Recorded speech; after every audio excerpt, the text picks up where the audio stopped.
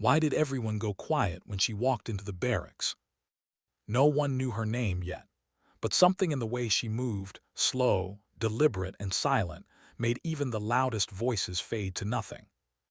The transport bus hissed behind her as it sealed its doors and rolled away, leaving her in the heat and dust of Fort Garris, a place where the desert itself felt alive. The air shimmered under the sun, and every surface burned with light. For most, this was a station of waiting, a stopover before the next mission, the next mistake, or the next chance to disappear. For Anna Sharma, this was supposed to be the end of the road. Her duffel hung from one shoulder, the fabric stained from years of travel and storms. There was nothing inside that hinted at her past, just standard-issue fatigues, a battered paperback, and a field-cleaning kit for a rifle she no longer officially needed. At 38, she was older than the recruits bustling around her. They moved in packs, laughing too loudly, shoving each other as if to prove they still existed. Anna didn't laugh. She didn't need to. She was calm, too calm for this place. Fort Garris stretched out before her, a skeleton of metal and heat haze. The wind carried the scent of oil and rusted steel. Somewhere a truck engine roared and died. Somewhere else boots pounded in rhythm. But around her the sound felt distant. When she stepped into the barracks, every voice inside faltered. Rows of bunks lined the room like a military machine, sharp corners, dull colors, all discipline and dust. But she didn't move like a new arrival. There was no confusion in her step, no hesitation. She moved with the quiet precision of someone who had done this far too many times. She found her assigned bunk, far corner, away from the chatter, close to the emergency exit. That was no accident. Her bag hit the floor. She sat, her movements slow, efficient. Every motion felt intentional. 2 sets of fatigues folded with geometric accuracy. Toothbrush aligned to the corner of the locker. The paperback spine facing outward, broken, as though she'd read it more than she'd slept. The others, loud, young, restless, kept their distance. There was something about her that unsettled them. Not threat, not arrogance, just stillness. Stillness makes people nervous. Anna began cleaning her rifle, piece by piece, slow and methodical. The metallic clicks echoed softly, rhythmic like breathing. This wasn't duty, it was ritual, a way of grounding herself. The scent of gun oil and carbon residue filled the air. The rest of the room faded. She wasn't here for noise or company. She was here to disappear. That's when a young private, nervous, fidgeting, approached. The name TANAKA was stenciled across his uniform in faded black. "A specialist," he muttered, extending a small box toward her. "They said, the new arrivals need to draw cleaning kits." Anna looked up. Her eyes dark, unblinking, locked on his. She didn't move for a second, then she nodded once. "Thank you, Private." Her voice was quiet, controlled, not soft but calm, like a river that could turn violent in an instant. Tanaka froze for a heartbeat, then backed away, mumbling something about inventory. She didn't watch him leave. She didn't have to. She knew exactly where he'd go, how fast he'd move, and how long it would take before he told someone, "That new specialist gives me chills." She'd heard that before. In languages most of these soldiers didn't even know existed. That night while the others slept, Anna sat awake, her back straight against the wall. Her eyes didn't wander. They studied. Every corner, every shadow, every sound. The hum of a faulty fluorescent near the latrine. The faint vibration of trucks on the East Perimeter Road. The rhythmic cough of an old generator outside the motor pool. She didn't rest. She calculated. By dawn, she knew the layout of the entire facility without ever seeing a map. Morning came cold, that deceptive chill before the desert heat hit. The company gathered on the field, boots lined in the dirt, rifles slung, eyes half open. Dust drifted through the light, turning the world into shades of beige and glare. At the front stood Sergeant Major Elias Thorne. A wall of muscle and authority. His chest was a patchwork of ribbons, his stare like a spotlight that burned through the ranks. When he spoke, it wasn't a voice, it was an impact. Eyes front. His gaze scanned the formation like a blade, slicing through faces until it stopped on hers. He lifted a thin file. Sharma Anna. He said her name like an accusation. Anna stepped forward. Sergeant Major, she answered, her tone perfectly flat. Thorne looked her over. Transfer papers in his hand, black lines of redaction blocking half the page. He smirked, transfer from interesting. He flipped the page once. Last assignment says administrative duty. Is that right, specialist? You a clerk? It wasn't really a question. The recruits chuckled softly. Someone whispered, figures. Anna didn't move, didn't blink. I followed my orders, Sergeant Major. Thorne laughed once, sharp, cold. Then he leaned in, his breath hot with coffee and authority. Let me be clear, he said, his tone dropping. This is a combat support unit. We haul, we build, we fight. That means muscle, that means grit. And you, specialist, look like a strong wind could knock you over. His words hit like a test. He wanted a reaction. A flinch, a protest, anything. He got nothing. Obstacle course this afternoon, he barked. Weighted run, full pack. If you don't meet minimum standards, I'll have you reassigned to laundry service by sundown. Am I understood? Anna's reply came without pause. Understood, Sergeant Major. He searched her face again, waiting for something, anything human to slip through that armor. But there was nothing. No fear, no pride, just stillness. That made him angrier than defiance ever could. Dismissed. He turned, his boots grinding in the sand. But Anna's mind was already moving faster than his words. She wasn't thinking about proving herself. She was calculating. Sun angle, terrain, likely course layout, wind direction, and hydration points. She broke the obstacle run down into fractions, tasks, variables, timing. He thought he was testing her strength. He had no idea he was walking into her battlefield. The rest of the morning, Thorne ignored her, a silent punishment. She was given no task, no order, just space to exist. It was exactly what she wanted. She walked the perimeter of Fort Garris, her stride slow, almost casual. But her eyes moved like a weapon, tracing fence lines, tower placements, ground erosion, electrical conduits, and blind spots where guards couldn't see past the glare. She counted paces between landmarks, logged the locations of fire extinguishers, and noted where shade would fall at noon. To anyone else, she was wandering. To her, she was mapping a battlefield. When she reached the motor pool, the heat was already unbearable. The air shimmered over the hoods of idle trucks. Grease-stained mechanics worked half-heartedly under the corrugated roof. Somewhere inside, a forklift engine idled, whining. She paused at the entrance. Watched. Observed. A pallet of engine blocks sat balanced on a raised fork, unattended.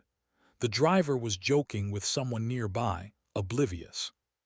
She tilted her head slightly, small movement. No expression, just calculation. Center of gravity. Incline. Weight distribution. It wouldn't take much. A single bad movement, and the whole thing would come down. She made a mental note. Safety hazard, potential failure point. Then she walked on. In the comms tent, she found a young Corporal, Maria Flores, struggling with a satellite link. The system rejected her handshake code over and over again. Flores cursed softly. Anna stood silent behind her, watching. She knew the solution, an outdated bypass command, 3 keystrokes. It lived in her muscle memory from years before. But she didn't say a word. Not yet. Observation first. Action later. By afternoon, the desert had turned merciless. The air trembled. The training field baked under the white sun. Thorne's voice carried over the range. 2-mile run, move like you mean it. The recruits burst forward. Sand exploded under their boots. Adrenaline carried them for the first quarter mile before reality dragged them back. Anna ran steady. No showmanship, no sprint, just perfect rhythm, a machine built for efficiency, not applause. When she crossed the line, her breathing was calm, heart rate steady. Middle of the pack. Exactly where she wanted to be, unseen, unremarkable. The next test, pull-ups. Clean, silent repetition, no strain. Thorne's eyes never left her, but his face betrayed nothing. A tick mark on the clipboard. No praise, no scorn, just data. Then came the obstacle course, walls, ropes, trenches. Others grunted, shouted, laughed. Anna moved like water, smooth, efficient, minimal effort, maximum result. She scaled the wall without pause, used momentum instead of strength, technique instead of brute force. Thorne's smirk returned. She was doing well, but not extraordinary. He could still dismiss her as average. Weak, forgettable. But the desert had a way of exposing truth. When the live fire simulation began, when smoke grenades hissed and blanks cracked through the air, the neat little test became something else entirely. Because sometimes fate doesn't test you. It hands you a weapon and waits to see if you'll use it. It was supposed to be a drill. But drills don't scream. The first sound was a groan, metal under strain. Then the crash hit like thunder. A forklift tipped on its side, throwing up a cloud of dust and smoke so thick it swallowed the sunlight. The desert went silent for half a heartbeat, then broke apart in chaos. "Medic, get a medic," someone shouted, voice cracking. The exercise dissolved instantly. Soldiers who a moment earlier had been firing blanks now froze, unsure whether to keep playing the game or face the truth. The hiss of purple smoke grenades blurred everything into confusion. Through it all, one sound rose above the rest, a man screaming. Anna was already moving. Her body reacted before her mind had time to reason. She sprinted through the haze, low to the ground, scanning angles, noise, shape. Her boots dug into the dust as she broke through the wall of smoke and saw it, the forklift on its side, a soldier pinned beneath the roll cage. Sergeant Davies. A man built like a wall, and now trapped by the weight of his own machine. The steel pressed against his leg, crushing it into the earth. Blood soaked the dirt beneath him. His face was a mask of agony and disbelief. Around him, others shouted, pulling at nothing, offering too many orders and no direction. "Don't touch it," someone yelled. "Lift it," another cried. "Wait for medics." The medics were a mile away. The base radio had gone silent. Time was measured now in heartbeats, his and hers. Anna didn't speak. She ran to a maintenance kit lying open near the training area. Inside, wrenches, spanners, and a 4-foot steel pry bar. Her hand went straight for the bar. The weight settled into her grip like an old memory. When she reached Davies, she didn't ask questions. She didn't need to. One look told her everything, where the load shifted, where the ground would give, how much time she had before his leg bled out completely. "Back up," she said quietly. No one heard her. She turned her head slightly, back up. This time the tone cut through everything, not loud but commanding, absolute. The noise stopped, the crowd stepped away. She knelt beside the wreckage, her eyes tracing the twisted steel. She found the frame junction where two beams met, a perfect fulcrum. The bar went into place with a harsh clang. "Tanaka," she called, her voice steady through the smoke. The young private blinked, startled. "Ma'am." "Here," she pointed to the bar's handle. "Hold it, don't let it slip back." He obeyed instantly. Her calm left no room for doubt. Anna took position. Feet wide. Back straight. Every muscle lined with precision. This wasn't about brute strength, it never had been. It was about leverage, angles, and timing. She inhaled once. Exhaled slowly. and drove her entire weight down onto the bar. The ground shuddered. The metal screamed. The forklift shifted 3 inches, maybe less but enough. "Now," she ordered, "pull your leg out." Davies clawed backward, teeth clenched. His boot came free just as the machine slammed back into the dust, shaking the earth. 30 seconds. That was all it took. Anna dropped to one knee beside him. Her hands moved automatically, tearing a strip from her webbing, fashioning a tourniquet high on his thigh, twisting it tight until the bleeding slowed. Davies gasped, his breath coming in shallow bursts. She leaned close. "You're going to make it," she said softly. "Stay with me." By the time Sergeant Major Thorne arrived, she was finishing the knot. He froze mid-stride, his expression shifting from fury to shock. His eyes went from the overturned forklift to the soldiers standing dumbfounded, and then to Anna kneeling calmly beside the wounded man, her uniform streaked with oil and blood, her face expressionless. For once, Thorne had no words. The medics finally reached them, their sirens wailing. They took over the casualty, lifting Davies onto a stretcher, shouting vitals and codes. Anna stepped back, silent, her breathing even. She wiped her hands on her pant leg once, then stood at attention without being told. The chaos dissolved into order again, but something in the air had changed. Respect has a sound, quiet, heavy, undeniable. And Fort Garris had just heard it. An hour later, the soldiers sat in the debriefing tent, their uniforms still dusted with the color of the desert. The air was thick with exhaustion and adrenaline hangover. Thorne stood at the front, his clipboard trembling slightly in his grip. He spoke about safety violations, about mistakes, about the chain of failures that had led to the accident. His words were clipped, sharp, official. But when he reached the part about how the soldier had been freed, his tone shifted. The pressure was relieved from the limb, he said. First aid was administered on site. No name, no credit. But every man and woman in that room knew who he meant. Anna stood in the back row, silent. She didn't care about acknowledgement. She had never needed applause, only results. Still, Thorne's eyes kept drifting toward her. Gone was the smirk. Gone was the condescension. What remained was something raw, confusion, maybe curiosity, the first cracks forming in a wall he'd spent years building. When the briefing ended, the whispers began. Tanaka told his version first, how she'd lifted a machine by herself. Flores confirmed it, voice trembling. She knew exactly what to do, she said. Didn't even hesitate. The story grew with every retelling. Words like strength and fearless passed from table to table in the mess hall, replacing the quiet derision of the night before. The older soldiers listened, skeptical at first, then silent. At her usual corner table, Anna ate in peace.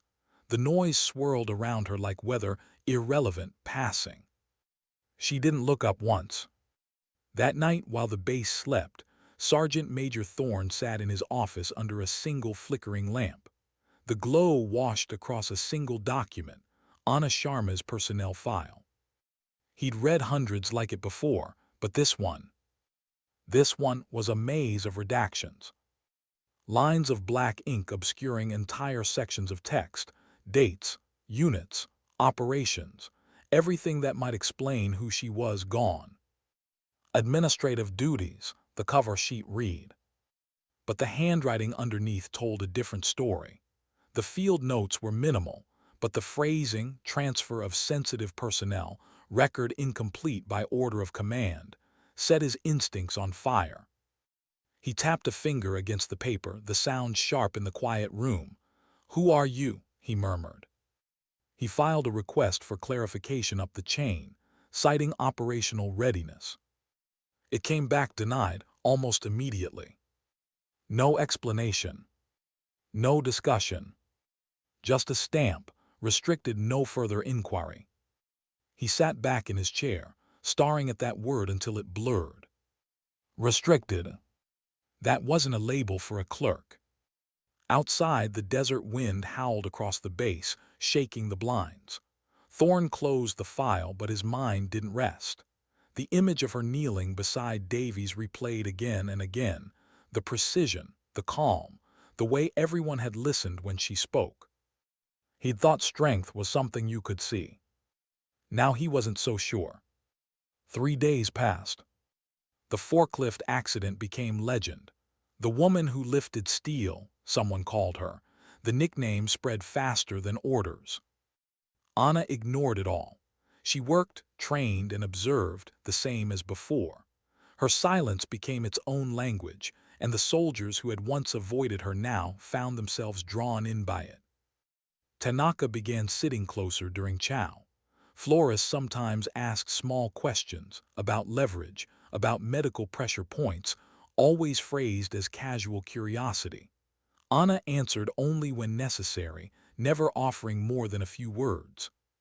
Still, respect grew in the spaces between them. Thorne watched it happen.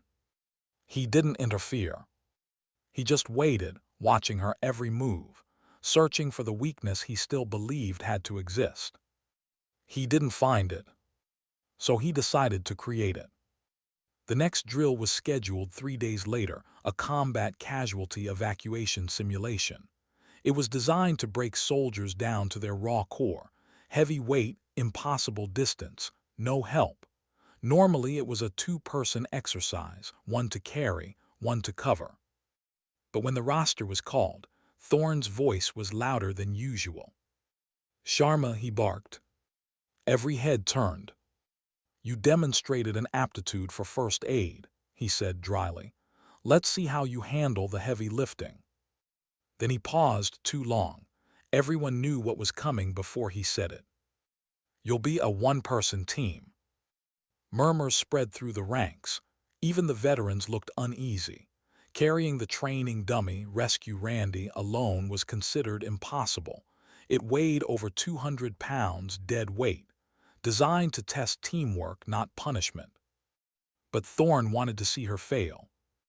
He wanted to watch the cracks appear in that calm mask. Anna simply nodded. "Yes, Sergeant Major." No protest, no emotion. She grabbed her med kit, slung her rifle, and walked to the starting line. The whistle blew. The smoke thickened. And she disappeared into it, alone. Inside the haze, her world narrowed to instinct. She moved low, fast, efficient. Her breath steady, her steps silent. She found the dummy half buried in a ditch, limbs twisted like a fallen soldier. The weight didn't scare her. The silence did. Because silence meant thought, and thought meant memory. And she couldn't afford to remember. She rigged a drag harness from her webbing, wrapping it around the dummy's torso, tightening each knot with practiced precision. Then she began to pull slow, rhythmic, one controlled breath at a time. From the tower, Thorne watched through binoculars. She was struggling. The harness caught on rocks, the ground was uneven. He smiled, a grim, self-satisfied smile. He thought he'd finally found her limit. Then he decided to push further. He descended from the tower, stepping into the smoke. The soldiers near the boundary watched, confused. "Where's the sergeant major going?" someone whispered. In the haze, Thorne's shape loomed closer, his voice cutting through the fog. "What's the problem, Sharma? Too heavy for you." He took one more step. Didn't see the narrow rut hidden in the dirt. His boot rolled. A sharp crack echoed, bone or tendon, no one could tell. Thorne went down hard, shouting in pain. Anna froze mid-pull. Turned. He was on the ground, clutching his ankle, his face pale and twisted. "Leave me," he growled through clenched teeth. "Finish the objective." She walked toward him, eyes scanning, assessing. The ankle was swelling already. Ligaments torn, maybe fractured. He wasn't walking out of here. "You are the objective now," she said quietly. And before he could argue, she crouched beside him. How much can one person truly carry? The answer, as the desert would soon learn, wasn't measured in weight, but in will. The smoke from the training field thickened, curling around the broken silhouettes of barriers and sandbags. Every breath tasted of ash and dust. The sound of gunfire simulations faded into distant echoes. Somewhere beyond the haze, the soldiers waited, unaware that the real test had just begun. Anna crouched beside Thorn, her expression unreadable. His face was contorted with pain, his leg twisted at an unnatural angle. His voice trembled between anger and disbelief. "Leave me, soldier," he hissed through clenched teeth. "That's an order." Anna didn't move. Her eyes flicked over him, assessing swelling, pulse, breath rate. She had done this before, too many times in places that didn't have medics or stretchers waiting at the finish line. "Your ankle's fractured," she said simply. Her tone was clinical, detached. But underneath, there was something else, a quiet defiance that had nothing to do with rank. "I said leave me." His voice was lower now, more desperate. He wasn't used to being helpless. Men like Thorn didn't ask for help, they demanded, they ordered. But now his authority meant nothing. Pain has a way of stripping away titles. Anna adjusted her stance. "You are a casualty, Sergeant Major," she said evenly. "I am evacuating you." Before he could react, she slid one arm behind his shoulders, the other beneath his knees, and shifted her weight. He tried to push her away, but she was already moving, her mind running calculations faster than his words could form. This wasn't about power, it was about leverage. It was about knowing exactly how to move, when the human body became nothing more than angles and gravity. "On my count," she said, her voice steady, "3. But she didn't count to 3. She moved on the word, explosive, efficient, perfect. Her legs drove upward, her core locked tight, her body pivoting like a hinge forged in steel. And then, impossibly, the world tilted. Thorn felt himself rise, not stumble, not dragged, lifted clean off the ground. For a heartbeat, he was weightless. His breath caught, his disbelief turned to silence. Anna adjusted her grip, shifting his mass across her shoulders. She moved with the rhythm of a method learned not from theory, but from survival. His full weight, over 200 pounds of solid muscle and gear, balanced across her back and hips as if he were nothing more than a load she'd carried 100 times before. The desert wind whipped around them, swirling smoke and sand through the air. The only sound now was her steady breathing and the crunch of her boots on gravel. From the tower, the soldiers watching through monitors went silent. "Is she?" one of them whispered. "She's carrying him," another answered, disbelief heavy in his voice. "She's actually carrying him." A few of them broke formation, running toward the extraction point to see for themselves. The scene unfolding looked unreal. The smaller soldier, her back straight, her stride unbroken, carrying their sergeant major like a wounded child. There was no strain on her face, no show of pain, just quiet endurance, the kind that doesn't scream for attention, the kind that endures because it must. Inside the smoke, Thorn's breathing steadied, the pain replaced by shock. His world had turned upside down, literally and figuratively. His pride, his certainty, his definition of strength, all carried on the shoulders of the woman he had once mocked. He tried to speak, but his words came out hollow. "How?" Anna didn't answer. Her eyes stayed forward, focused on the faint glimmer of the extraction marker through the haze. Outside the simulation zone, Captain Ewan Roshan stood on the observation deck beside the base commander, half listening as reports came through from the training feeds. He'd seen countless exercises before, but then something flickered on the monitor. He leaned forward. "Zoom in." The operator adjusted the camera. The grainy image sharpened, a lone figure moving through the smoke, carrying a man over her shoulder. "Who the hell is that?" the base commander muttered. Roshan didn't answer. His breath caught as the camera focused. The technique, the stance, the balance, the hand position on the upper strap, it was burned into his memory. That carry. He'd seen it once before. Years ago, in another war, under a different sky. No, he whispered, it can't be. Without another word, he turned and ran. Down the stairs, across the dust-choked yard, through the open gate into the training zone. His boots pounded the earth, the wind cutting across his face. He had to see her. He had to know. Anna reached the extraction point just as the medics arrived, sprinting across the sand with their stretchers and medical packs. She crouched low and lowered Thorn gently to the ground, her movements precise and almost tender, the way a surgeon might set down an instrument. He groaned, wincing as his ankle hit the dirt. His face was pale, eyes wide in disbelief. She didn't look at him. She just adjusted his position, checked his pulse, and said softly, "You'll be fine." Then she stood, her silhouette framed by the setting sun and the curling smoke. For the first time, something flickered behind her eyes, not pride, not satisfaction, but weariness. The kind that comes from carrying too much for too long. The medics moved in, surrounding Thorn, and Anna stepped back. That's when she heard the footsteps, fast, deliberate. A voice cut through the chaos. "Major Sharma." She turned sharply. The sound of that name, Major, hit like a memory she'd buried deep.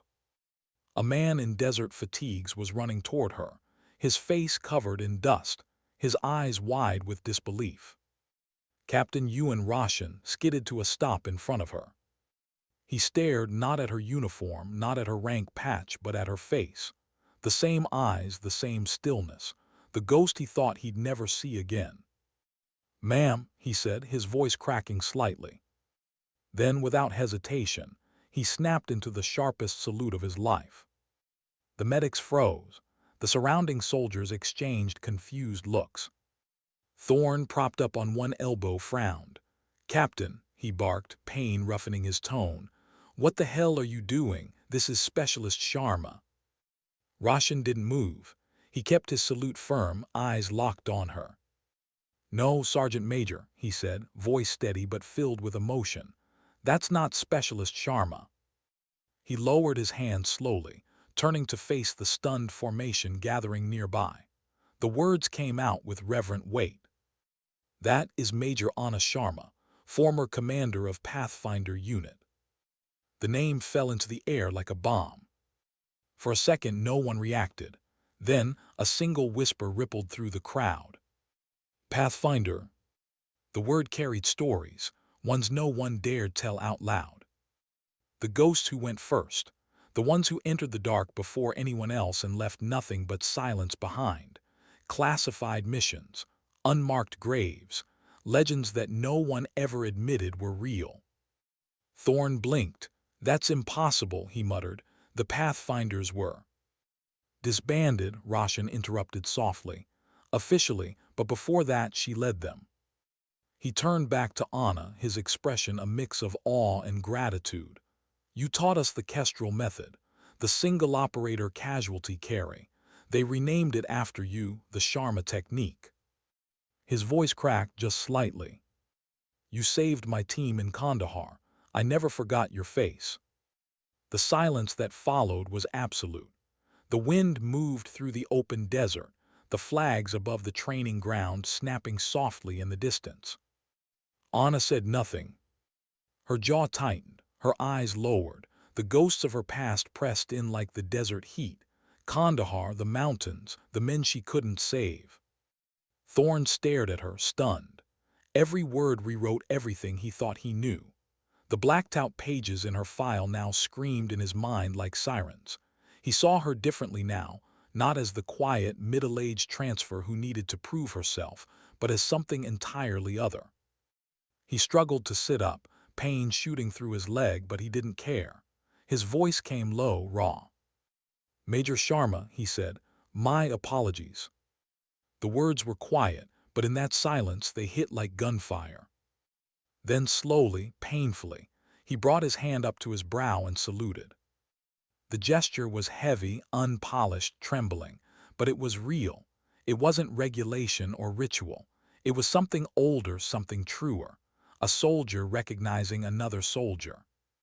Not by rank, not by file, by what they had carried and what they had endured. Anna looked at him for a long moment. Her face didn't soften, but her eyes, just for a heartbeat, did. Then she gave a single, almost invisible nod. It wasn't forgiveness. It wasn't victory. It was acknowledgement. A quiet answer to a question she never asked to be heard. By the time the medics loaded Thorne onto the stretcher, the sun had sunk low. The smoke had cleared. The exercise was over, though no one could remember when it had stopped. The soldiers of Fort Garris stood in silence as Anna walked past them. No one spoke. No one saluted. They didn't know what to do, how to react. Because what do you do when a legend walks by and you realize you almost missed it? Roshan watched her go, something like sorrow in his eyes. He wanted to speak, to tell her that she didn't have to hide anymore, but the look on her face told him everything. Some wars never end. Some soldiers never stop fighting, even when the battlefield forgets their names. That night the base was quiet. No laughter in the mess hall, no shouting in the barracks, just whispers, half disbelief, half reverence. The story had already changed. It always does. By midnight, it was the forklift accident anymore. It was the day the major carried the sergeant. And though she never said a word about it, though she ate alone, same as always, the air around her had changed. People didn't avoid her now. They moved aside out of respect, not discomfort. Tanaka watched her pass and whispered to Flores. She lifted him, carried him like it was nothing. Flores shook her head slowly. No, she said, she carried all of us. The desert was quiet the next morning. Too quiet for a base that usually woke to shouting drills and slamming doors. Fort Garris had changed overnight. It wasn't something you could see on paper, the rosters still read the same, the schedules unchanged, but the air felt heavier, slower, reverent. The laughter in the mess hall came softer now, the gossip restrained. And whenever Anna Sharma walked through a doorway, the noise dimmed. No one told them to do it. They just did. She still wore the same fatigues, still carried her duffel the same way, boots hitting the ground in that measured, silent rhythm. But the soldiers no longer saw a quiet, middle-aged transfer. They saw the shadow of something much larger, a ghost from a war most of them had only heard about in rumors whispered around barracks fires. The Pathfinder unit. The Kestrel. Major Anna Sharma. They said she had disappeared after Kandahar, that she'd gone off-grid, that her file had been buried with the others. And yet, here she was walking the same cracked pavement as them, eating the same rations, sleeping in the same bunks. No medals, no glory. Just silence. It unsettled them more than heroics ever could. Sergeant Major Thorne sat in his office with his leg elevated, his crutches propped against the desk. He'd gone from barking orders across parade grounds to reading reports and watching from behind glass, a shift that cut deeper than the injury itself. But what haunted him wasn't the pain in his ankle. It was the image of her, the way she'd lifted him, the way she'd carried him through the smoke without breaking stride. The memory gnawed at him in quiet hours, refusing to fade. He'd always thought strength was about domination, about volume, posture, intimidation. That's what the military had taught him. That's what he'd built his entire identity around. Then she came along and shattered it with a whisper. He watched her from his office window now, as she crossed the motor pool with her usual precision. She stopped near a group of young recruits struggling to lift an engine block onto a maintenance rack. They grunted, cursed, and pushed, all muscle, no method. She stood there for a moment, saying nothing. Then calmly, she walked over and adjusted their hands. Here, she said softly, not with your arms, with your legs, shift your weight, find the leverage point, now push. The block moved with surprising ease. The soldiers stared at her, half stunned, half embarrassed. She didn't smile, didn't gloat. just nodded once and said, "Remember that. Strength is wasted without understanding." Then she walked away. Thorn exhaled slowly.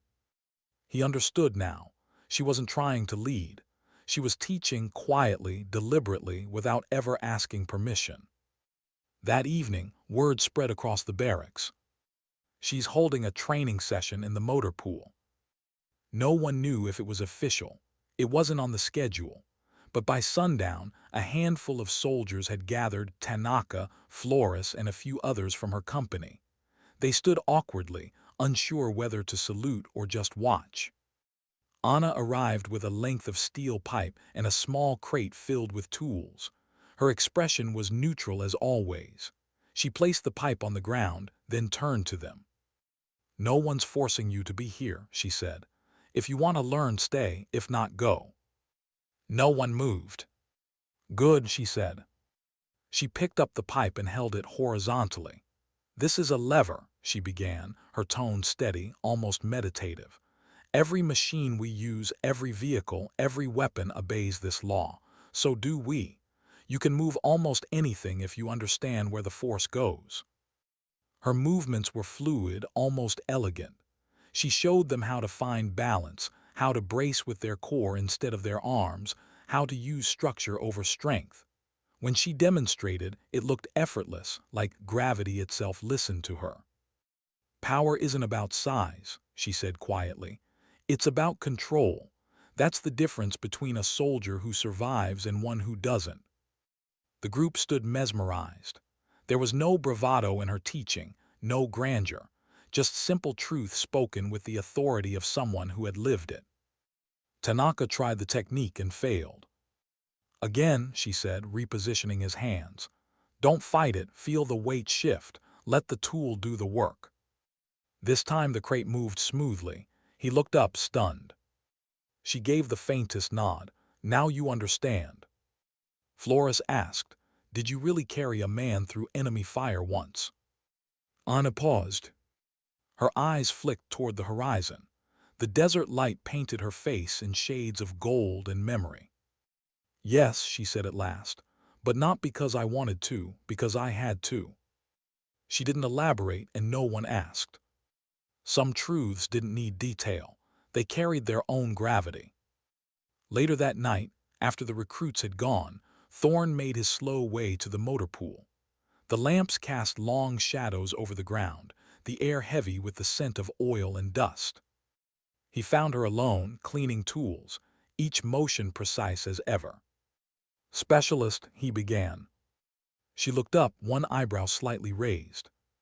He hesitated. The word felt wrong now. Specialist. It didn't fit. He cleared his throat. "Major." She said nothing, just kept wiping the steel pipe clean. "I owe you an apology," he said finally. The words came out stiffer than he intended. "You saved my life. I disrespected you. I made assumptions I shouldn't have." Anna set the pipe down, her movements calm. "You did what most people do," she said.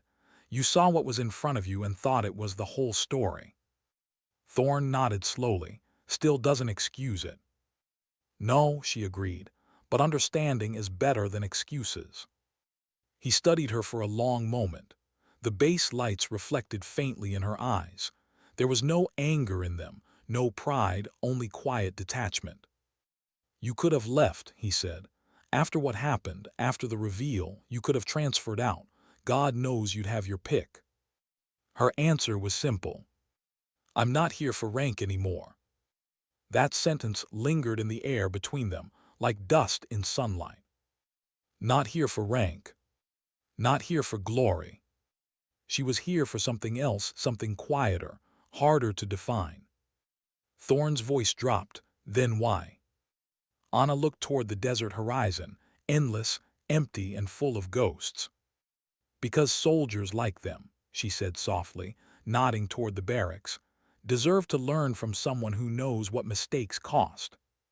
There was no self-importance in her tone, no bitterness, just truth, raw and unvarnished. Thorn stood there for a long moment, saying nothing. Then slowly he saluted her again. It wasn't regulation this time. It was respect, pure and simple. She didn't return it, she didn't have to. He lowered his hand, turned, and left her in the fading light. Days turned into weeks. The legend of Major Sharma spread quietly across the base. But unlike most legends, this one didn't grow wild. It settled, rooted like something sacred. The soldiers began showing up at her informal sessions every evening. They learned things they'd never find in manuals: how to improvise under pressure, how to think like engineers instead of robots, how to stay calm when everything goes wrong. She taught them how to read a battlefield the way she read people, quietly, methodically, without panic. When Tanaka asked her how she stayed so calm, she said, "You don't fight fear, you walk with it." He didn't understand at first, but over time he began to. Even Sergeant Major Thorne attended one session, leaning on his crutches in the back, silent, watchful. When she demonstrated a leverage technique using a truck jack, his eyes followed every motion, absorbing, learning. When she was done, he approached her. "You ever think about teaching permanently?" She gave a faint smile, her first in weeks. "That's what I'm doing." One evening, as the sun sank behind the dunes, painting the base in firelight, Roshan approached her quietly. "Command wants you back," he said softly. "They heard what happened. The brass wants a full reinstatement, a teaching position at the academy. You'd have rank again, respect, a proper title. Kestrel's name would mean something official." Anna didn't turn. She was watching the horizon, where the wind kicked up trails of dust that looked like ghosts dancing in the dying light. "Respect," she murmured. "Funny word. People only give it after you've stopped needing it." Roshan frowned. "You earned it, you should take it." She looked at him then, really looked. Her eyes weren't cold but heavy, filled with something deeper than fatigue. "I've spent my life teaching people how to fight," she said. "Maybe it's time I teach them how not to forget." He didn't understand at first, but he would years later. That night the base lights flickered off one by one, until Fort Garrus was swallowed by silence. Inside the motor pool, a single bulb glowed above a workbench where Anna sat alone, wrapping a strip of webbing around her hands, the same kind she had used to lift Thorne, to save Davies, to teach Tanaka. Her fingers moved slowly, deliberately, each knot perfect. Outside, the wind howled across the sand, carrying whispers of stories that would never make the reports. She wasn't the strongest, she wasn't the loudest. She was the one who never stopped moving, even when the world stopped believing in her. Somewhere beyond the fence line, a group of recruits trained under the dim moonlight, repeating her methods. The rhythm of their movements carried across the desert, steady, grounded, alive. And for the first time in a long time, Anna allowed herself a moment of stillness. Not the wary kind, but peace. Because in this forgotten place, far from the medals and headlines, she'd found something worth more than recognition. She'd found purpose again. A quieter kind of command. A legacy written not in reports, but in people. As the wind carried her shadow across the sand, she whispered something only the desert could hear. "Sometimes dignity doesn't speak," she said softly. "It simply acts." The summons came 3 days later. No ceremony, no announcement, just a sealed envelope slid under her door at dawn. The kind of envelope that smelled faintly of authority and secrets. Inside was a single line of text. "Report to Command Briefing Room 2, 900 hours." No signature, no explanation. Anna stared at it for a long time before folding it once and sliding it into her breast pocket. The air outside was still cool when she stepped into the morning light. The desert was quiet again, too quiet, like it always was before a storm. Captain Ewan Roshan was waiting for her near the main administration building. His uniform was immaculate, boots polished, posture perfect, but his eyes betrayed fatigue. "Command wants to see you," he said unnecessarily. "I gathered," Anna replied, her tone calm, almost detached. He hesitated, searching her face for something, surprise, apprehension, anything. But there was nothing. Just that same unreadable calm, the kind that made even seasoned officers feel uncertain. "They've been calling since the incident," he continued. "They know who you are now. I think they want you back." Anna didn't respond. Her gaze drifted past him toward the horizon. The desert shimmered endless. "Back where?" she asked finally. "Training command. Possibly strategic operations. They're talking about reactivating a doctrine role, Pathfinder reconstruction." Roshan paused, lowering his voice. "They want the Kestrel back, Anna." The name hit like a quiet impact. Kestrel, her old call sign. Once it had been whispered with respect in certain corners of the armed forces. A ghost name. A symbol of precision, of resolve under impossible conditions. But to her, it was something else. A reminder of the dead. She looked down, hands steady at her sides. They buried the Pathfinders for a reason. Roshan's jaw tightened. Maybe it's time to unbury them. Anna turned to face him. "You think they care about remembering. They only want to rebuild what they lost without understanding why they lost it." Her words were low, almost a whisper. But in them, there was weight, the kind that only comes from carrying too much truth for too long. The briefing room was colder than she remembered military spaces being. The air conditioning hummed, too strong against the desert heat. The walls were lined with display screens and maps, satellites, zones, red markers blinking like wounds. Two officers sat at the table, both in crisp dress uniforms. Neither smiled. "Major Sharma," the senior officer began, "we've reviewed your record. You're aware of the recent interest surrounding your service history." Anna stood at ease. "I'm aware." "Your actions at Fort Garrus have attracted attention," he continued. "It's not every day we have a legend quietly running vehicle inspections." Legend. She almost laughed at the word, but she didn't. "We're proposing a transfer," the officer said. "A return to active instructional command. Pathfinder techniques are being reevaluated for integration into modern doctrine. We believe you're uniquely qualified to." "No." The word came sharp, cutting through the air like a blade. Both officers blinked, startled. "Major, perhaps you should hear." "I've heard enough," she interrupted quietly. "You want a name, not a person.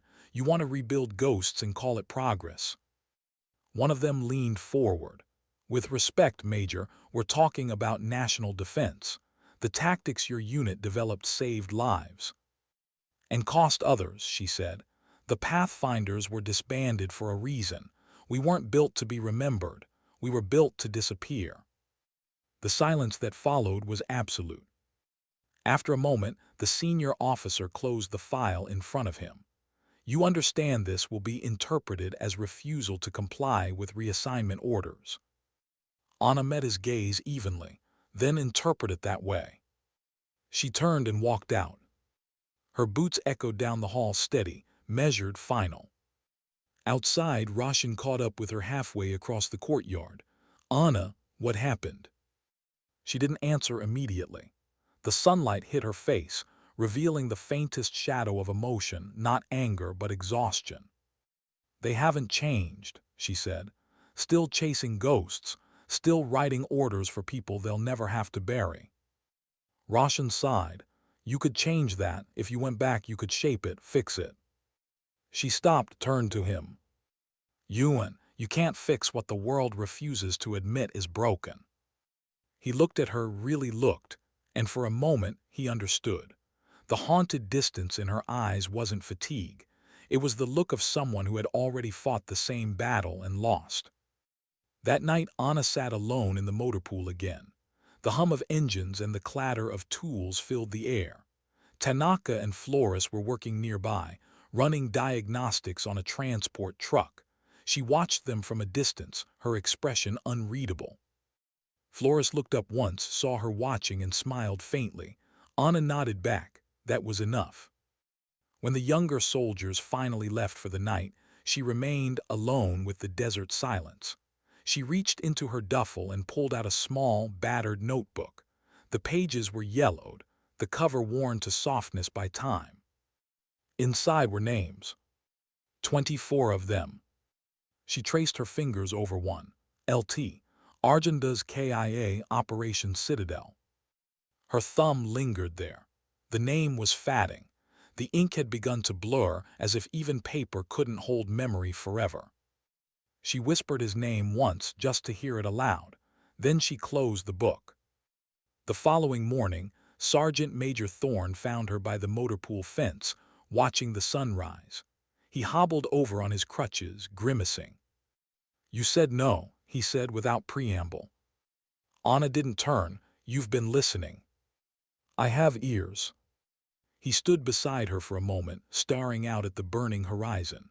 "You know, when I first got your file, I thought the blacked out sections were mistakes.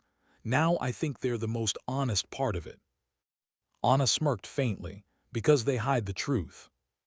"Because they admit it's not meant to be read," he said. For a while, they stood in silence, the kind that's comfortable only between soldiers who have both seen too much. Then Thorne said quietly, "You changed this place." She turned her head slightly, but said nothing. "You think you came here to disappear," he continued. "But what you've done, it's more than command. You built something that actually lasts. You made people better." He hesitated, choosing his next words carefully. "You call it small, but it's not. The big wars end. The quiet lessons don't." Anna's eyes softened. "You've learned to speak like a teacher." He chuckled. "Maybe I've been paying attention." She smiled, small, fleeting, but real. By the next week, Anna's informal training had become a nightly ritual.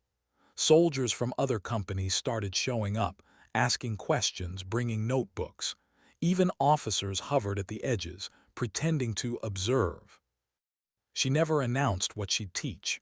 Some nights it was leverage and movement, other nights, field triage or team communication. But there was always one thread running through it all: discipline without ego, intelligence before pride. She made them practice not shouting, not panicking, not assuming. Once, when a recruit asked her what the hardest thing she'd ever carried was, she paused, looked at him, and said softly, "My own mistakes."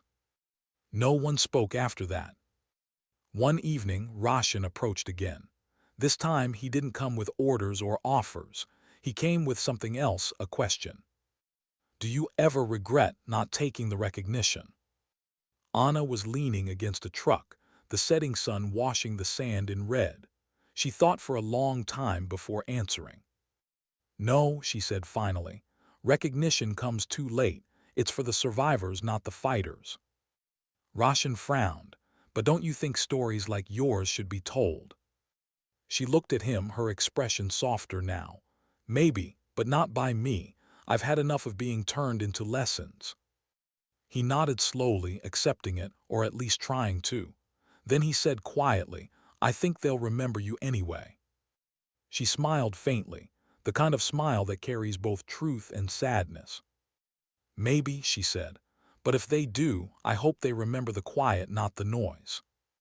That night, as the desert wind swept through the base, Anna sat outside the barracks, her duffel beside her, her hands resting on her knees.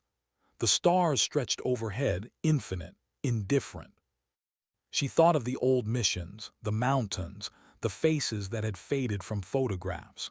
She thought of the soldiers she had trained here, their laughter, their growth, their respect. Two different worlds. One drenched in blood, the other in silence. Both had shaped her. Both had cost her.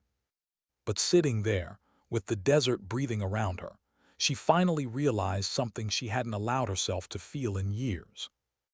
Peace wasn't the absence of battle. It was the choice to stop fighting ghosts. She closed her eyes, and for the first time in a long while she let herself rest. It began with silence. Then came the alarm. The first wail cut through the night like a blade, rising from the motor pool in sharp mechanical bursts. Soldiers spilled out of the barracks half-dressed, boots unlaced, eyes wide with confusion. Red lights strobed across the sand, painting the world in flashes of panic. Fort Garris was awake. Anna was already moving. Her hand found her vest before her mind caught up with the noise. Years of habit compressed into instinct, boots on, hair tied, weapon checked. She stepped into the chaos. Smoke rolled across the yard, thick and chemical. The acrid scent burned the back of her throat. Shouts echoed from every direction, fire in the depot, power out on the west grid. We've got fuel leaks near the maintenance bay. The night had turned to confusion. But confusion doesn't last long when someone decides to take control. Anna didn't shout. She didn't wave her arms. She just started walking straight toward the fire. The others followed without question. The source was the depot, a cluster of storage units near the motor pool. The flames were small at first, licking the metal walls in red-orange tongues. But inside those units were drums of fuel, solvents, ammunition crates. One spark in the wrong place, and the entire western side of Fort Garris would vanish. Private Tanaka stumbled toward her, coughing through the smoke. "Ma'am, the suppression system's offline. Power surge took it out." Anna squinted through the haze. The emergency lights flickered, dying in intervals. "Who's inside?" "Maintenance crew, Flores, Ramirez, and 2 others. They were running checks when it started. They haven't come out." The words barely landed before Anna was already moving. "Get everyone else back to the perimeter," she ordered, "and find me a manual pump for the backup hydrant." Tanaka hesitated. "Ma'am, that area's not stable." "Neither is hesitation," she said, and disappeared into the smoke.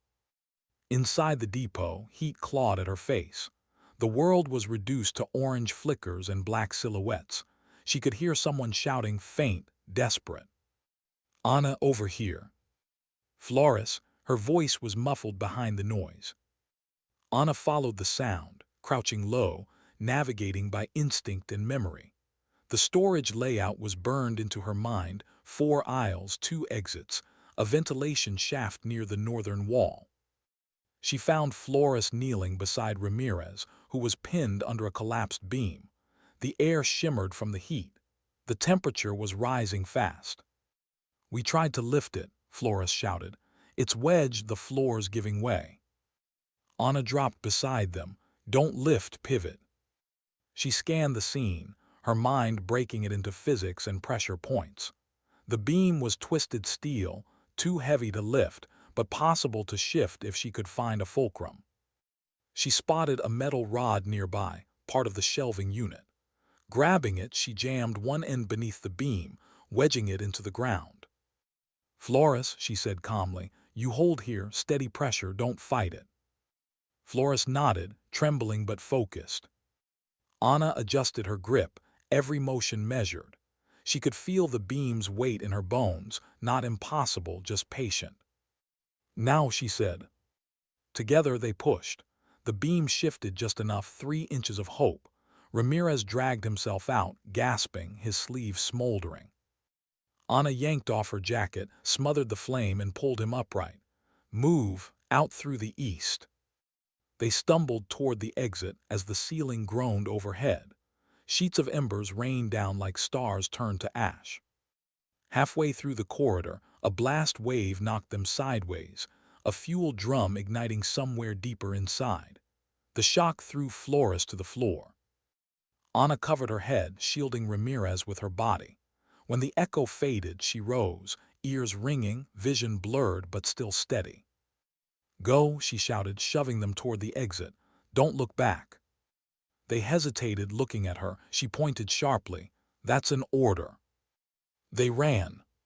She turned back once just to check the spread. Flames were crawling across the walls like living things. The heat distorted everything. She could feel it clawing through her uniform. There was one last figure near the back. Someone slumped against the far wall, motionless. Anna didn't think, she ran. Outside, Tanaka was shouting orders, trying to get the pumps working. The other soldiers scrambled, dragging hoses, shouting for medics. "Where's Specialist Sharma?" Thorn's voice roared through the chaos. No one answered. Then the depot doors exploded outward, a wave of smoke and fire bursting into the open air. Through it came a figure, half obscured, carrying someone across her shoulders. The light of the flames framed her in a silhouette too impossible to mistake. She moved with the same precision, the same rhythm, step, breathe, the same way she had carried Thorn weeks before. The soldiers went silent. The only sound was the crackle of fire and the hiss of foam from the hydrants. She laid the unconscious mechanic on the ground, her movements gentle, then collapsed to one knee, coughing hard. Thorn was beside her in seconds, hobbling fast despite his cast. "You're insane," he rasped, dropping beside her. Anna coughed once, then looked up at him, eyes rimmed red from the smoke. Someone had to be. By dawn, the fire was out. The depot was half ruined, but the base was still standing. 4 injured, none dead. Thorn stood at the edge of the wreckage, his crutches sunk in the sand. Roshan stood beside him, arms folded, face grim. "She went in alone?" Roshan asked quietly. Thorn nodded, as usual. Roshan shook his head. "Command not going to like this. There'll be reports, questions." "Then they can file their papers while she saves lives," Thorn interrupted. His voice was low, but it carried the weight of something new, conviction. Roshan studied him for a moment, then smiled faintly. "You've changed." Thorn didn't deny it. "She does that." Anna spent the morning in the infirmary, oxygen mask resting against her face, her left arm bandaged from shoulder to wrist. The burns weren't deep, but they hurt like fire itself. She sat upright, refusing to lie down. When Thorn entered, she didn't look up. "Should be you in bed," he said. "Doesn't feel right," she murmured through the mask. He pulled up a chair. "You saved 4 people last night." She shook her head. "We saved them." He smirked. "You and your obsession with humility." "Humility keeps people alive," she said. He looked at her for a long moment. "Command's not happy. They're calling for an inquiry into the depot incident. They think you overstepped." "Did I?" He exhaled. "You saved the base."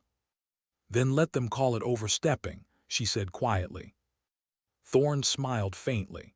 "You know, I used to think strength was loud. Now I think it sounds like this, calm, stubborn, inconvenient." She glanced at him, and for a moment there was warmth in her eyes. Inconvenient strength is the only kind that changes anything.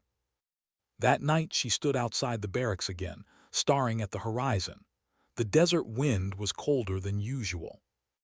Roshan found her there, his jacket slung over his shoulder, eyes shadowed with something between pride and worry. "You know they'll call you in again," he said. "After what happened, they can't ignore you." "I don't want to be remembered for fire," she said softly. "You'll be remembered for everything," he replied. "That's how legends work." She shook her head slowly. "Legends are stories people tell when they forget the truth." Roshan frowned. "Then what's the truth, Anna?" She looked out at the horizon, where the first stars were beginning to show. "The truth is that strength doesn't shout. It just keeps going even when no one's watching." He said nothing after that. Some sentences aren't meant to be answered. The next morning, when the sun broke over Fort Garris, the soldiers stood assembled on the parade ground. The air was sharp, bright, alive. Thorn stood in front, his crutches gone now, replaced by a firm stance and steady eyes. When Anna approached, the ranks went quiet. No one had ordered attention, but they stood straighter anyway. Thorn cleared his throat. "Last night this base came close to disaster. We didn't lose a single life, because someone refused to wait for permission to act." He looked at her then, his gaze steady. "There's a difference between following orders and understanding why they exist. The latter takes real discipline." Anna said nothing, but her eyes softened. Thorn's voice dropped lower. "Some of you call her the Kestrel, some call her Major, some call her Specialist. I call her something else, the reminder of what this uniform actually means. The silence that followed was reverent.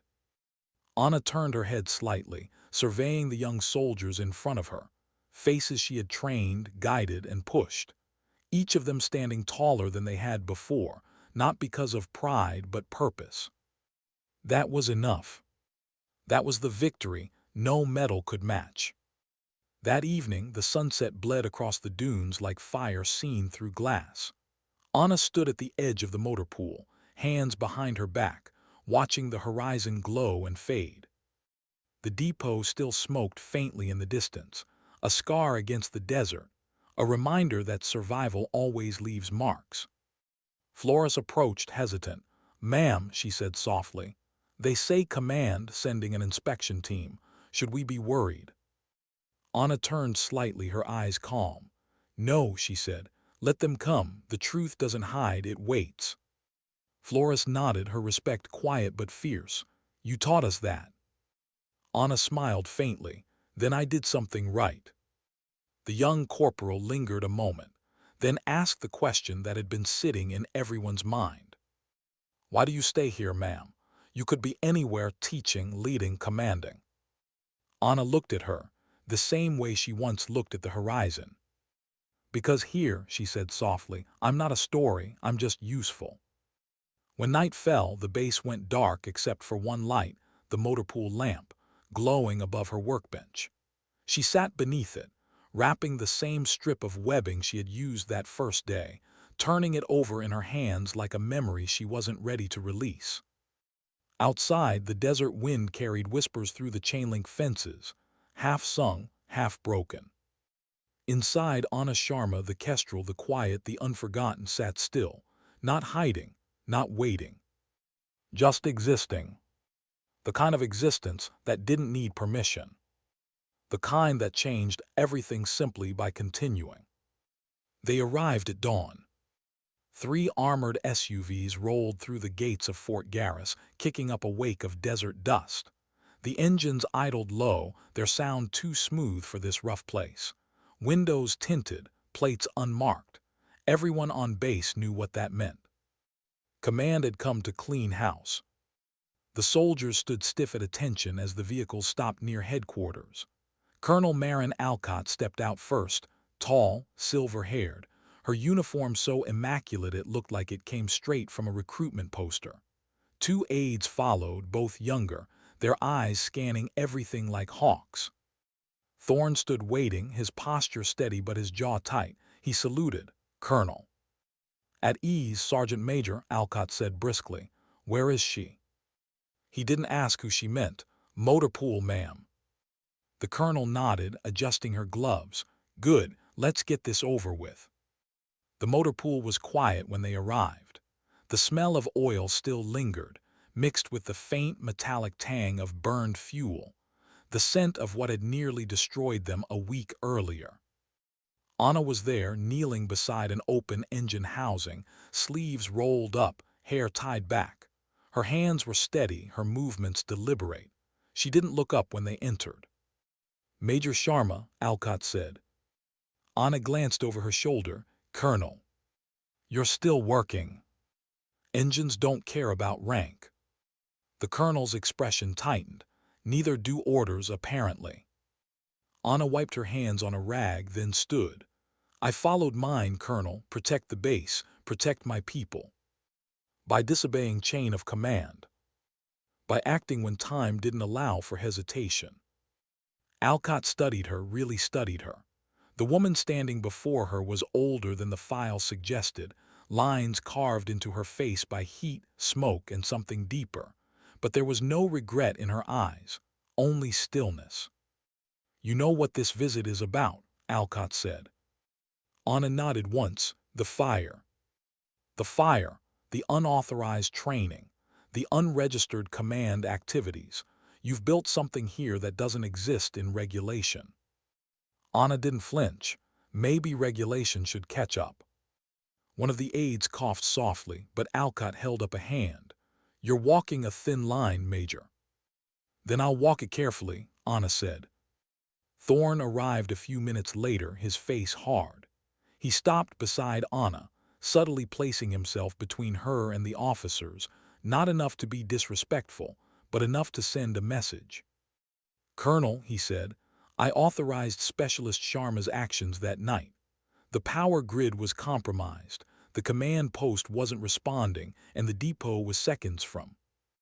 Alcott cut him off. "I've read your report. You didn't authorize anything. She acted independently." Thorne's jaw clenched. "She acted correctly." The colonel turned her gaze back to Anna. "You have a habit of forcing people into impossible loyalty, Major." Anna's reply was quiet. "I don't force anyone. I remind them what they're capable of." The words hung in the air, soft and heavy. The aides began walking the perimeter, taking photos, scanning reports. Clipboard pens scratched like insects. The whole process felt surgical, cold, and efficient. Anna watched them with a distant calm, hands behind her back. Thorne stayed near, unwilling to leave. When the inspection reached the training field, the colonel stopped. Soldiers were running drills, quiet, focused, precise. There was no shouting, no chaos, only rhythm and discipline. "Who trained them like this?" Alcott asked. Anna didn't answer. She didn't need to. "They're sharper than most academies I've seen," one aide murmured. "Tighter group coordination, better communication." "Because they're thinking," Thorne said, "not just reacting." The colonel glanced at him. "And who told them to think?" He nodded toward Anna. She did. Later in the debrief room, the tone changed. The colonel's formality softened into something almost human. "You disappeared for years after Kandahar," she said. "No trace, no comms, and now you're here training mechanics like an instructor with a secret." Anna stayed silent. "Why, Major?" Alcott asked quietly. "Why hide? Why come back this way?" Anna met her eyes. "Because it's the only way to matter without becoming a myth." The colonel frowned slightly. "You think the army doesn't need myths?" "I think it needs truth more." Alcott leaned back, studying her again. "You talk like someone who's seen too much." "I've seen enough," Anna replied. Roshan entered midway through the meeting. His expression was unreadable, torn between pride and fear. "Colonel," he began, "if I may, Major Sharma's methods have transformed this unit. The fire incident wasn't insubordination. It was initiative." The colonel sighed. "Captain, you're not helping your case." "With respect," he said firmly, "I'm not trying to." For a moment no one spoke. Then the colonel looked between them, Thorne, Roshan, Anna, the unlikely trio standing in quiet unity. "You think I don't recognize what this is?" Alcott said. "A field of loyalty, built not through rank but through example." Anna tilted her head slightly. "Isn't that the point of leadership?" The colonel's gaze softened just enough for the first crack of understanding to show. "You're not easy to discipline, are you?" "I've had worse teachers," Anna replied. When the meeting ended, Alcott dismissed her aides. Only Anna remained. The colonel stood by the window, looking out over the base, the line of vehicles, the drills, the desert stretching endless and indifferent. "Do you miss it?" Alcott asked suddenly. "Miss what?" "The mission, the weight, the old kind of command." Anna was quiet for a long moment. "Sometimes," she said finally, "but only until I remember what it cost." The colonel nodded slowly. "I read your file, Major. The Pathfinders didn't just disappear, they were erased, and yet you're still here." "Someone has to remember the erased," Anna said softly. That sentence lingered like smoke. Alcott turned to face her. "You're not wrong, but you're dangerous to the system." Anna met her gaze evenly. "Then maybe the system needs a little danger." For a long moment the two women stood there, two soldiers, two eras, two versions of strength. Then Alcott said quietly, "You've earned enemies in quiet places, but you've earned my respect too. That's not nothing." Anna nodded. "Respect without obedience is enough for me." The colonel smiled faintly. "You really do make people believe again, don't you?" "Only if they're ready to," Anna said. That night the base gathered around the fire pit, something no regulation ever mentioned but everyone accepted now. Thorn, Roshan, Tanaka, Flores, and the rest. Even Alcott stayed to watch, hands in her coat pockets, eyes thoughtful. Anna sat slightly apart as always, not distant, just quiet. Flora spoke up first. "They say command, going to rebuild Pathfinder doctrine again," she said, glancing at Anna. "They want to name it after you." The circle fell silent. Anna's jaw tightened. "That's unnecessary." Roshan smiled faintly. "Maybe not.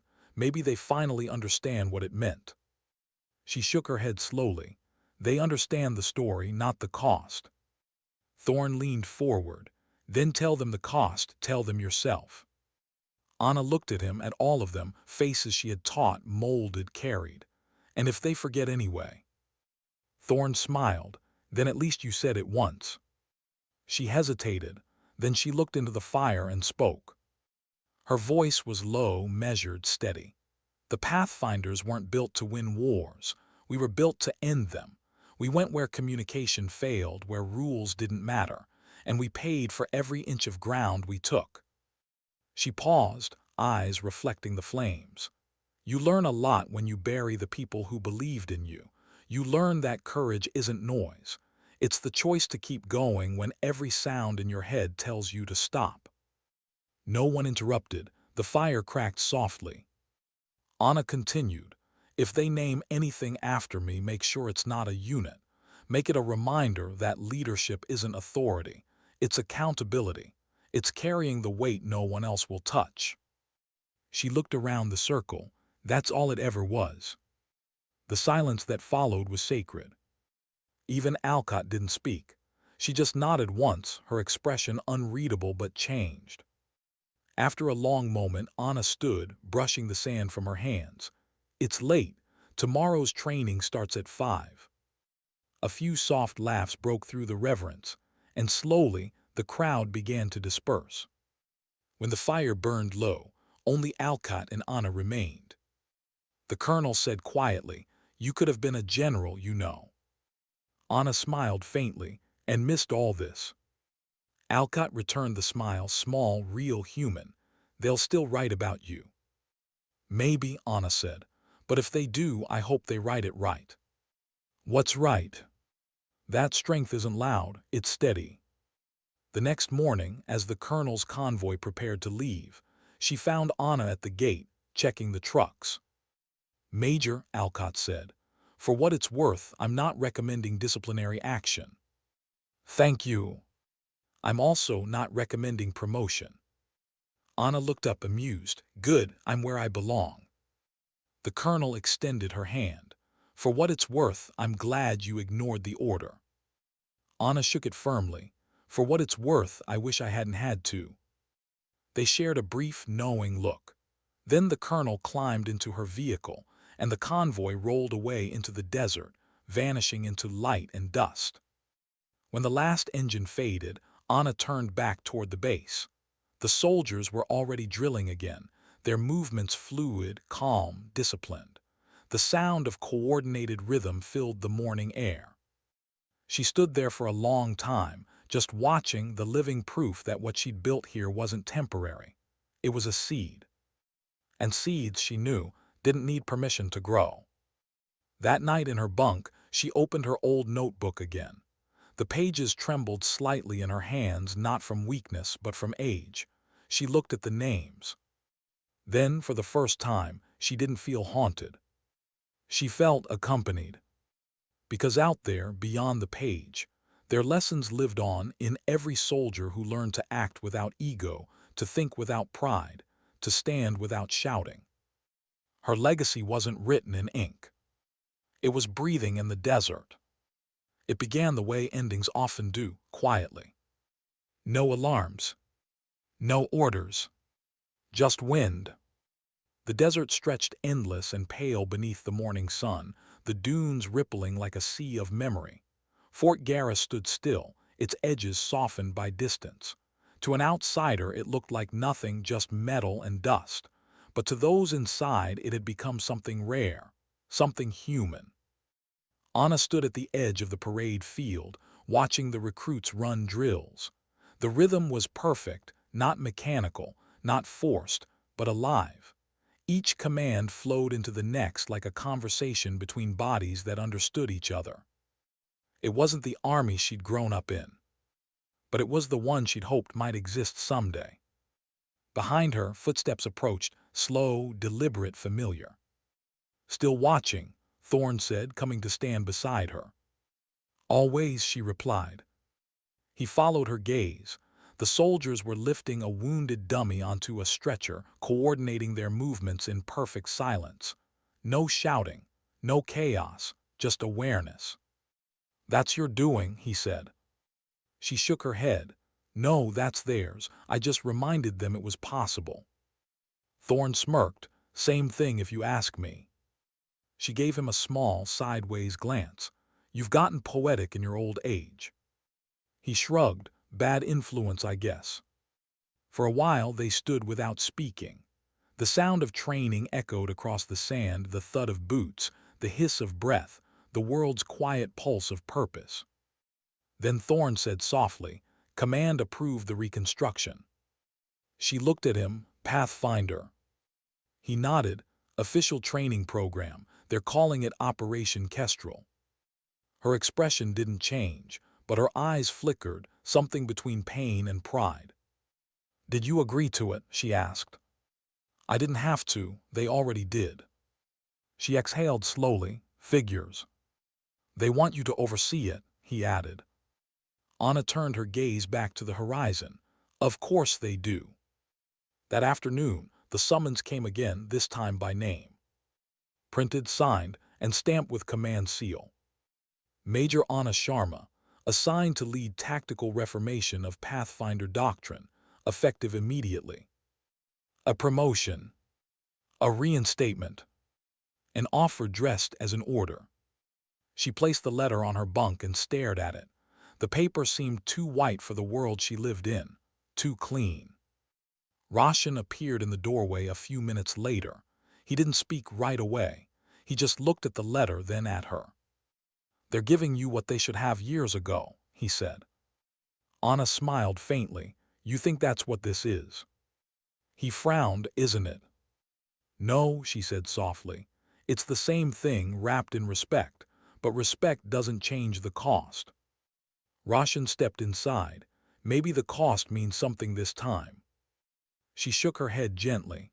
"The cost always means something. The question is, does it belong to the right people?" He didn't argue. He'd learned not to. After a moment she asked quietly, "If I go, what happens here?" Roshan hesitated. "They'll follow whoever you appoint. You've built something that runs on belief, not orders." She nodded slowly. "Then belief needs to learn to walk on its own." That evening she called them together, every recruit, every officer, every mechanic and medic who'd stood with her through fire and silence. The entire base gathered at the motor pool under the fading light. Anna stood in front of them, not on a podium, not behind a table, just standing level with everyone else. "Command has asked me to return," she said, her voice steady, clear. "They want me to lead the reconstruction of the Pathfinder program." Murmurs rippled through the crowd. Pride, worry, a few soft sighs. Flores was the first to speak. "You're leaving us." Anna met her eyes. "No, you'll keep this going. I'm just stepping aside." Tanaka frowned. "We can't do this without you." "Yes," she said, "you can. That's why I stayed, to make sure you could." The words carried a calm finality that silenced the crowd. Roshan stepped forward. "Then what happens to Fort Garris?" Anna looked around at the trucks, the barracks, the field scarred from drills and storms. "It stays what it is," she said softly. "A place where people remember how to be human." When the crowd dispersed, she lingered behind, standing in the last light of sunset. Flores approached again, hesitant.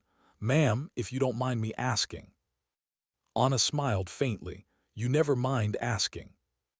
Why did you come here in the first place, before any of this, before we knew who you were?"